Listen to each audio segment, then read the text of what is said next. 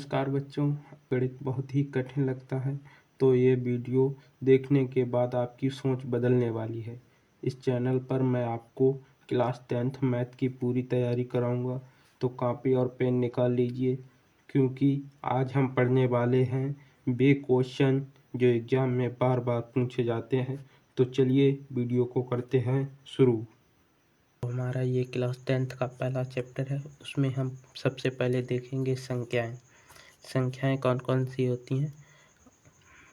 तो हमारी संख्याएं दो प्रकार की होती हैं, वास्तविक संख्याएं और काल्पनिक संख्याएं। ये दो प्रकार की होती हैं। वास्तविक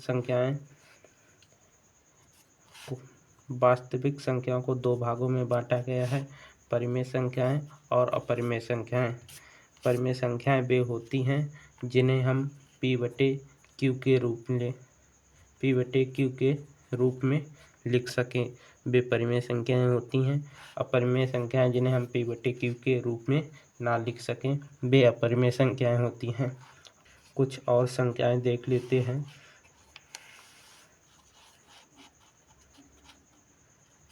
जैसे कि भाज्य संख्याएं, वे संख्याएं जो एक बार स्वयं के अतिरिक्त किसी अन्य संख्या से कट जाएं, ऐसी संख्याओं को भाज्य संख्या कहते हैं। जैसे 4, 6, 8, 9, 10 आदि।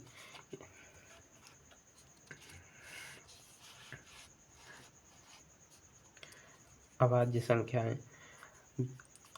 संख्याएं वे संख्याएं जो एक बार स्वयं के अतिरिक्त किसी अन्य संख्या से ना कटे, ऐसी संख्याओं को अभाज्य संख्याएं कहते हैं। जैसे 2, 3, 5, 7, 11 आदि। सम संख्याएं वे संख्याएं जो 2 से कट जाएं, सम संख्याएं कहते हैं। जैसे 2, 4, 6, 8, 10, 12 आदि।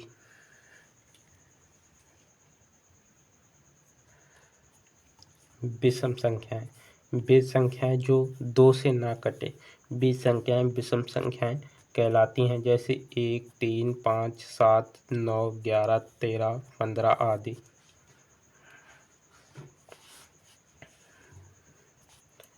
प्राकृतिक संख्याएं, ये संख्याएं 1 से शुरू होती हैं, इन्हें गिनती की संख्याएं भी कहते हैं। जैसे 1, 2, 3, 4, 5 आदि।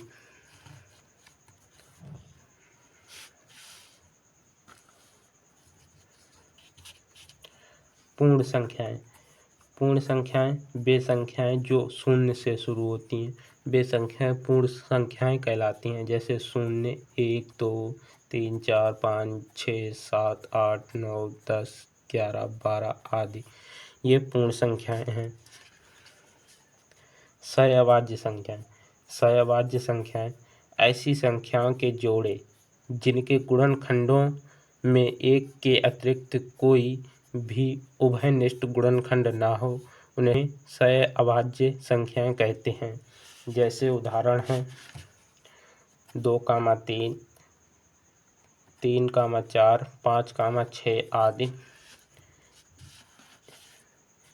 एक इम्पोर्टेंट नोट है, सहअभाज्य संख्याओं का मासा यानी कि HCF 1 होता है। इसके बाद हम कुछ प्रश्नावली के महत्वपूर्ण प्रश्न करेंगे जो एग्जाम में बार बार पूछे जाते हैं। तो वीडियो अगर पसंद आ रही हो तो वीडियो को लाइक कर दें। अगर हमारे चैनल पर पहली बार आए हैं तो हमारे चैनल को सब्सक्राइब कर लें।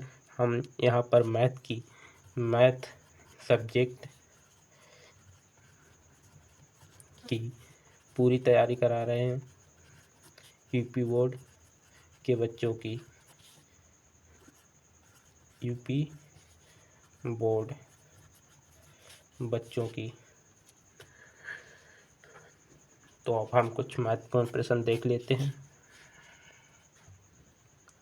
तो हमारा प्रश्न है, निम्नलिखित संख्याओं को अभाज्य गुणनखंड के गुणनफल के रूप में व्यक्त कीजिए। तो हमारे पास ये संख्याएं, इनको गुणनफल के रूप में व्यक्त करना है। तो चलिए करके देखते हैं। तो हमारा पहला सवाल है 240 को गुणनफल के रूप में व्यक्त करना है। तो चलिए हम इसे करते हैं। तो हमें 240 के पहले फैक्टर करने होंगे। 240 के फैक्टर करते हैं तो 1 2, 2 दूनी 4, 2 छंग 12, 2 तियाँ 6, 15, तिपच 15, 5 एकन 5। तो हम अब लिखते हैं 240 बराबर 2 गुणे 2 गुणे 2 गुणे 2 गुणे 3 गुणे 5। अब हम इनको गुणनफल के रूप में व्यक्त करते हैं तो 2 की घात 4 गुणे 3 गुणे 5। हमने 2 की घात 4 इसलिए चढ़ाई क्योंकि 2 4 बार हैं। अगर 3 4 बार होते तो 3 के ऊपर भी 4 की घात चढ़ाते। वैसे ही 5 के ऊपर अगर 5 एक बार हैं तो हमने घात नहीं चढ़ाई। अगर 2 बार होते तो यहाँ पर 2 की घात चढ़ाते।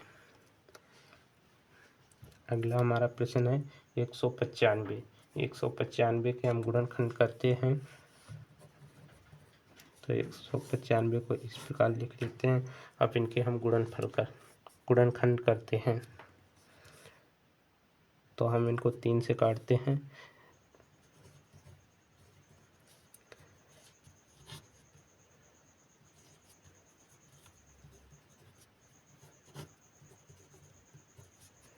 अब हम लिख लिए 195 को लिख लिया। लिखने के बाद 3 गुणे 5 गुणे 13।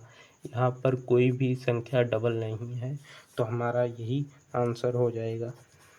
अगर कोई संख्या डबल होती तो उस पर भी घात चढ़ाते।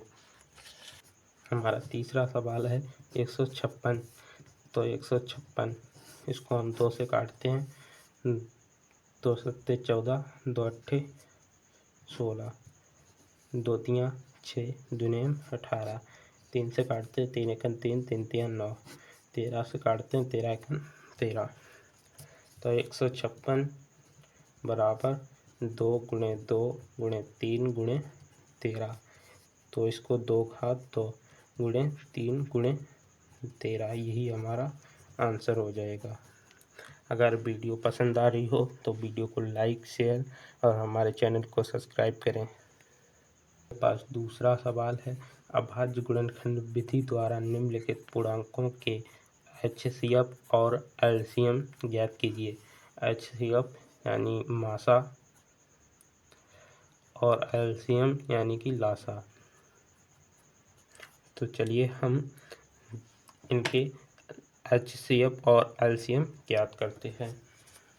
इनके हम 12 और 15 और 21 के HCF निकालते हैं। HCF और LCM निकालते हैं तो 12 और 15 और 21 के अलग अलग फैक्टर करने होंगे। तो चलिए हम इनके फैक्टर करते हैं। तो 12 के फैक्टर करते हैं 2 छंग 12, 2 तियाँ 6, 2 3 एकन 3। 15 के फैक्टर करते हैं तिपच 15, 5 एकन 5। 21 के फैक्टर करते हैं 3 सत्ते 21 और 7 एकन 7। तो हम इनको लिखते हैं 12 बराबर 2 गुणे 2 गुणे 3। इसके नीचे लिखते हैं 15 का। तो 15 बराबर 3 गुणे 5। अब 21 का लिखते हैं 21 बराबर 3 गुणे 7। हमारा HCF वही होगा जो इन तीनों संख्याओं में कॉमन होगा, यानी कि तीनों संख्याओं में होना चाहिए एक ही अंक। तो 3 इसमें भी है, इसमें भी, इसमें भी। तो हमारा HCF 3 हो जाएगा। और LCM होगा हमारा, पहले हमारा जो HCF होगा उसको हम पहले लिख लेते हैं। उसके बाद जो संख्याएं बची हैं उनको हम यहाँ पर लिखते हैं। तो 2 गुणे 2 गुणे 5 गुणे 7। तो बराबर हमारा इनकी गुणा करेंगे तो हमारे पास LCM आएगा 420। यही हमारे दोनों आंसर हो जाएंगे। चलिए अब दूसरे क्वेश्चन को देखते हैं। हमारा दूसरा सवाल है 18, 28 और 38 का HCF और LCM निकालना है। तो चलिए हम 18 और 28 और 38 के फैक्टर करते हैं। तो 18 के फैक्टर करते हैं। 2 में 18, 3 तिया 9, 3 एकन 3। 28 के फैक्टर करते हैं। 2 एकन 2, 2 चौकू 8, 2 सत्ते 14, 7 एकन 7। 38 के फैक्टर करते हैं। 2 एकन 2, 2 नेम 18, 19 एकन 19। तो चलिए इनको हम लिख लेते हैं। तो 18 बराबर 2 गुणे 3 गुणे 3। 28 बराबर 2 गुणे 2 गुणे 7। 38 बराबर 2 गुणे 19। इनमें पहले हम देखते हैं कॉमन क्या मिलता है।